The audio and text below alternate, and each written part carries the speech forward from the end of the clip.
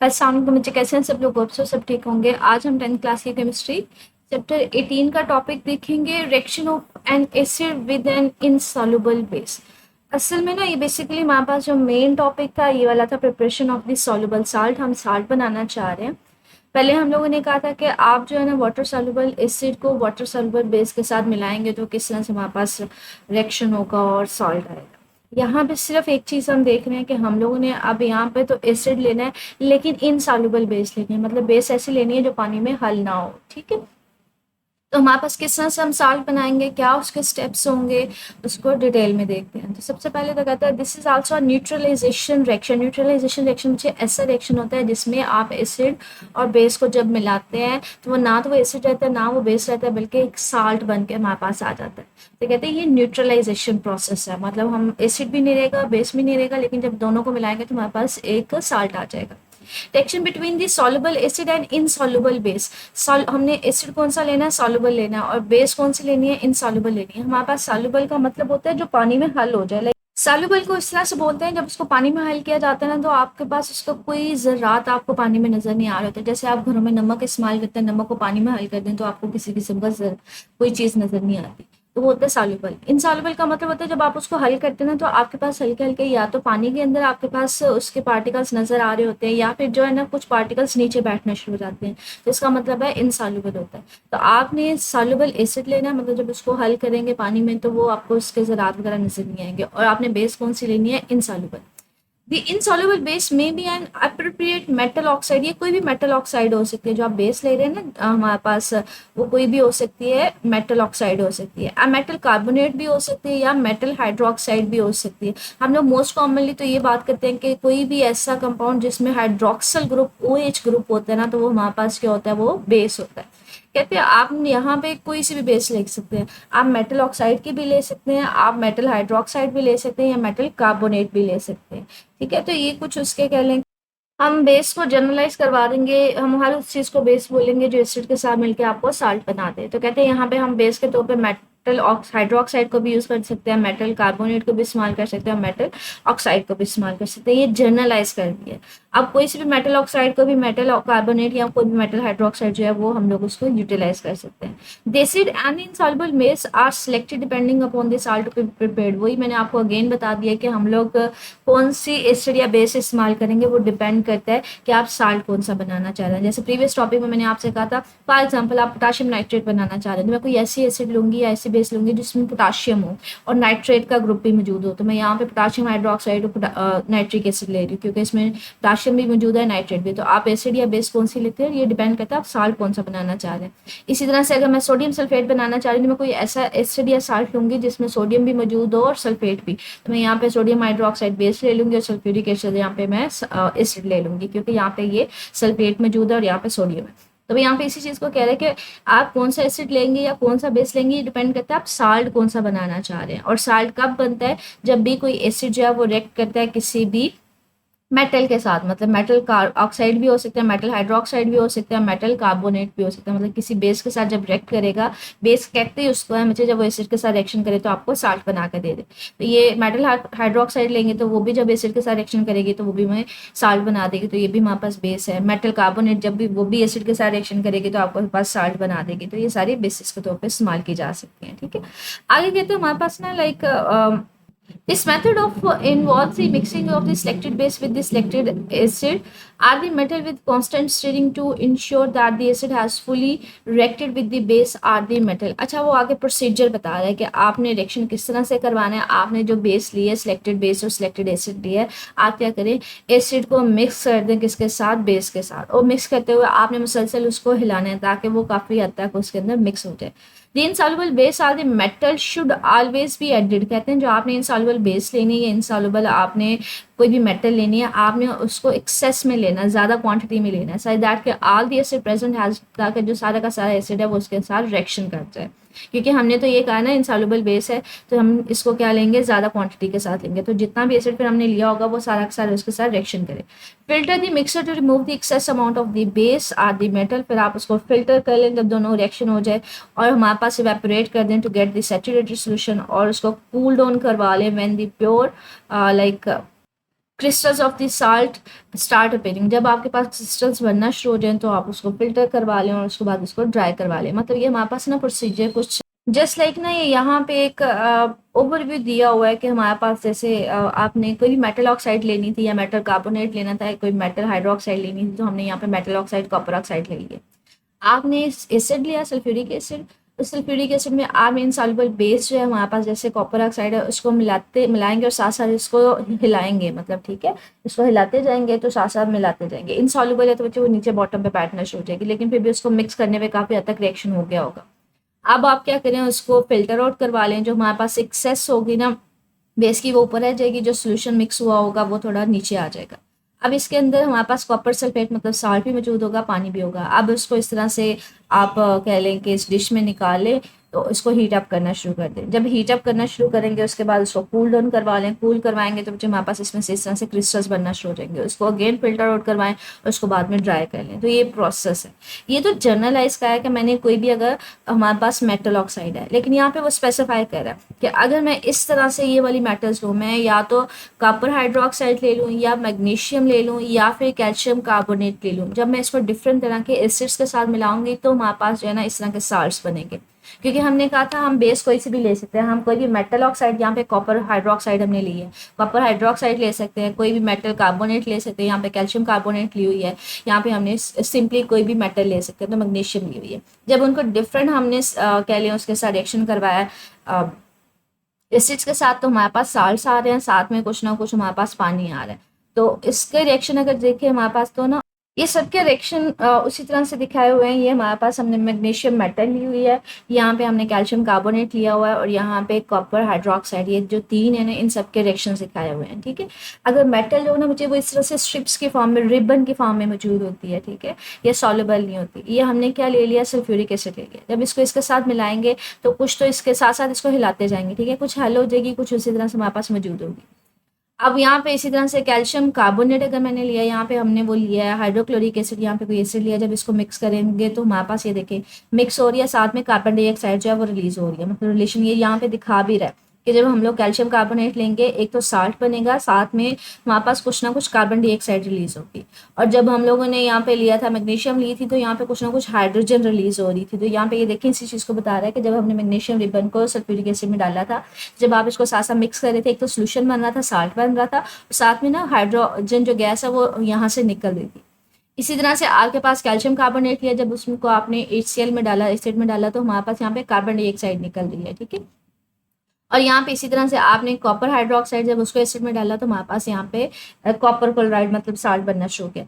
अब ये जो सोल्यूशन इसमें ये वाला बना है या ये वाला बना है या ये वाला बना है, आगे सबके लिए प्रोसीजर सबके लिए सेम ही है। और वो क्या है कि आपने पहला स्टेप क्या करना है, जैसे जैसे उसको ऐड करते जाएंगे उसको मिक्स करते जाना, हिलाना है। ठीक है, उसके बाद आप क्या करेंगे, उसको फिल्टर करेंगे। जो हमारे पास इनसॉल्युबल हमारे पास या सोल्यूशन बना होगा, साल्ट बना होगा, वो फिल्टर पेपर के ऊपर, मतलब जो लाइक मैंने आपसे कहा था इनसॉल्युबल हमारे पास ना हमने बेस लेनी है। जो बेस यहाँ पे इसके अंदर हल नहीं होगी वो फिल्टर पेपर के ऊपर रह जाएगी। जो सोल्यूशन हल हो गया होगा जिसमें साल्ट बन गया होगा, यहाँ पे साल्ट जो होगा ना मुझे वो हमारे पास सॉल्युबल आएगा, वो नजर नहीं आ रहा होगा सोल्यूशन में, लेकिन इस सोल्यूशन के अंदर वो मौजूद जरूर होगा। आपको फिल्टर करने का पर्पस क्या है कि अगर कोई मैग्नीशियम रिबन इसके अंदर फॉर एग्जांपल जो सॉल्युबल नहीं है, इनसॉल्युबल है, वो इसके अंदर कोई बच गई है, वो यहाँ पे फिल्टर आउट हो जाएगी। ठीक है, तो वो हमारे पास फिल्टर हो जाएगी, सोल्यूशन नीचे आ जाएगी। अब इस सोल्यूशन के अंदर वो साल्ट मौजूद है। आप इसको ऐसे ऐसा गर्म करना शुरू करें। जैसे उसको गर्म करेंगे उसके बाद उसको थोड़ा कूल डाउन करें। कूल करेंगे तो इसमें क्रिस्टल्स बनना शुरू हो जाएंगे। क्रिस्टल्स बनेंगे तो आप इसको फिल्टर कर लें। अब ये जो क्रिस्टल्स आ रहे हैं ये साल्ट के क्रिस्टल्स हैं। ठीक है, अब वो साल्ट के क्रिस्टल्स के ऊपर आप डिस्टिल्ड पानी जो है वाटर भी कर सकते हैं। इसका पर्पस सिर्फ ये होगा कि अगर इसमें कोई इम्प्योरिटी या कोई हमारे पास बेस रह गई तो वो निकल जाए।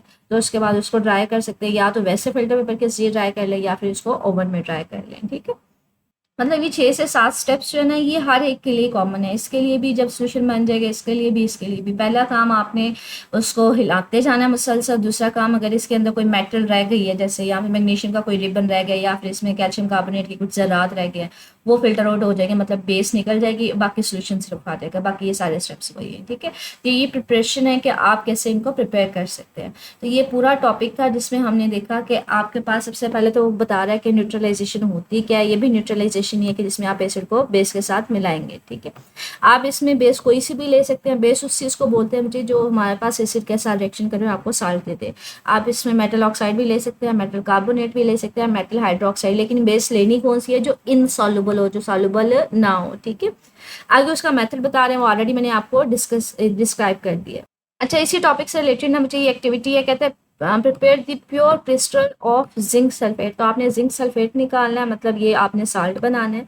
इसके लिए फिर हमें ऐसा एसिड या बेस चाहिए, हमें वो ऐसी बेस चाहिए जो सॉल्युबल ना हो, और हमें एसिड कौन सा चाहिए जिसमें हमारे पास सल्फेट आयन मौजूद हो। मतलब हमें ऐसा एसिड या बेस लेना है जिसमें जिंक भी मौजूद हो और उसमें हम लोग के पास सल्फेट भी मौजूद हो। तो यहाँ पे हम जिंक मेटल ले लेंगे और यहाँ पे हम लोग जो है ना सल्फ्यूरिक एसिड ले लेंगे। अब यहाँ पे जिंक भी मौजूद है, सल्फेट आयन भी मौजूद है। जब ये दोनों रिएक्शन करेंगे, एक तो हमारे पास जिंक सल्फेट बन जाएगा, वहाँ पे साथ में हाइड्रोजन भी रिलीज हो रही होगी। तो प्रोसेस वही सेम है। कहते हैं टेक अबाउट 25 सेंटीमीटर क्यूब। ये अमाउंट है, ये वॉल्यूम के लिए हम लोग ना बेसिकली ये वाला यूनिट इस्तेमाल कर रहे होते हैं। Dilute sulphuric acid in a beaker में आप सल्फ्यूरिक एसिड लें और उसको गर्म करें हल्का हल्का। Then go on adding a small granules of zinc. उसके बाद उसमें हल्के हल्के जिंक के पार्टिकल्स ऐड करते जाएं और उसको साथ साथ हिलाते भी जाएं। कांस्टेंट स्टीयरिंग का मतलब है हिलाना मुसलसल। Till the metal start settling down at the bottom of the beaker. तो हमारे पास जो मेटल है वो नीचे बैठ करके बैठना शुरू हो जाएगी। Filter the solution remove undissolved zinc. जो फिर उसको फिल्टर कर लेंगे, कोई ऐसी जिंक जो हल ना हुई हो तो वो हमारे पास उसको फिल्टर कर लेंगे। और कलेक्ट द फिल्ट्रेट, और जो नीचे सोल्यूशन होगा उसको कलेक्ट कर लेंगे, ठीक है। Evaporate the filtrate in an evaporating dish. उसको एक डिश में निकाल लें, उसको मतलब सजा उसको हीट अप करना शुरू करें। तो उसके बाद क्या होगा कि आपके पास जो सोल्यूशन है उसमें से पानी वगैरह जो है वो रिमूव होना शुरू हो जाएगा, वो कंसनट्रेट होना शुरू हो जाएगा। उसके बाद उसको कूल डाउन कर लें और उसके बाद आपके पास क्रिस्टल्स आना शुरू हो जाएंगे। जैसे क्रिस्टल्स आना शुरू हो जाए उसको फिल्टर कर लें। मतलब अगर ये मैं आपको फिजिकली एक्सप्लेन करूँ तो ये हमारे पास ना कुछ इस तरह से प्रोसीजर आ रहा होता है। लाइक हमारे पास ना ये देखिए, ये हमारे पास था, हमने क्या लिया, सल्फ्यूरिक एसिड लिया, उसको पहले हल्का सा गर्म कर लिया, वार्म कर लिया, ठीक है। फिर अब आपने क्या करना है, जिंक के हल्के हल्के इसमें ग्रेन्यूल्स पार्टिकल्स ऐड करना शुरू है, साथ साथ उसको मिलाते जाएंगे। एक पॉइंट ऐसा आएगा कुछ ग्रेन्यूल्स जो है ना हमारे पास बॉटम पे इकट्ठे होना शुरू हो जाएंगे। तो हमारे पास कुछ हल हो गए होंगे, कुछ नीचे इकट्ठे हो गए होंगे। अब आप इसको फिल्टर कर लेंगे, ये जो एक्सेस हमारे पास ज्यादा है ना जिंक के पार्टिकल्स वो यहाँ पे फिल्टर हो जाए, बाकी हमारे पास सोल्यूशन आ जाएगा। अब इस सोल्यूशन में साल्ट मौजूद है, लेकिन साल्ट हमारे पास क्या है, सॉल्युबल है, वो हमें नजर नहीं आ रहा, लेकिन मौजूद जरूर है, ठीक है। अब आपने इसको अलहदा कर लिया। अब आप क्या करेंगे, इसको गर्म करना शुरू करेंगे। गर्म करेंगे तो हमारे पास वेपरेशन हो सकती है, मतलब हमारे पास क्या होंगे, हल्के हल्के जो उसके पानी के मॉलिक्यूल्स है वो वेपरेट होना शुरू हो जाएंगे। फिर इसको कूल डाउन कर लें, कूल डाउन करेंगे, इसमें क्रिस्टल्स बनना शुरू हो जाएंगे। अब इन क्रिस्टल्स को आपने फिल्टर करना है दोबारा से, पानी जो नीचे निकल जाएगा, आपके पास सिर्फ और सिर्फ यहाँ पे क्या बच जाएंगे, उसके क्रिस्टल्स बच जाएंगे। आप उसको फिल्टर पेपर को ड्राई कर लें तो ये आपके पास पूरा एक प्रोसीजर आ जाएगा। तो आपने यहाँ पे किस साल्ट प्रिपरेशन किया है, जिंक सल्फेट की। ऊपर हमने किस किस को प्रिपेयर करवाया, या तो हमने मैग्नीशियम सल्फेट को प्रिपेयर करवाया लाइक ना, या फिर हमने कॉपर क्लोराइड को प्रिपेयर करवाया या कैल्शियम क्लोराइड को प्रिपेयर करवाया। तो ये आपसे किसी भी साल की जो प्रिपरेशन है उसके ऊपर लॉन्ग क्वेश्चन आ सकता है कि write a detail note on the preparation of pure crystals of zinc sulphate और how we can obtain the magnesium sulphate. तो वही आपके पास लॉन्ग क्वेश्चन है, वो कोई भी पूछा जा सकता है। तो आपने इसको कंप्लीटली याद करना है, ठीक है। आगे हमारे पास बच्चे इसी से रिलेटेड जो है ना क्विक चेक है।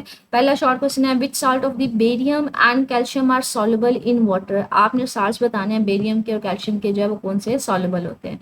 तो इसके आंसर की तरफ चलते हैं। हमारे पास ये हमने टॉपिक पढ़ा था सॉल्युबल इन सॉल्युबल साल्ट्स, तो इसी से रिलेटेड इसका आंसर है।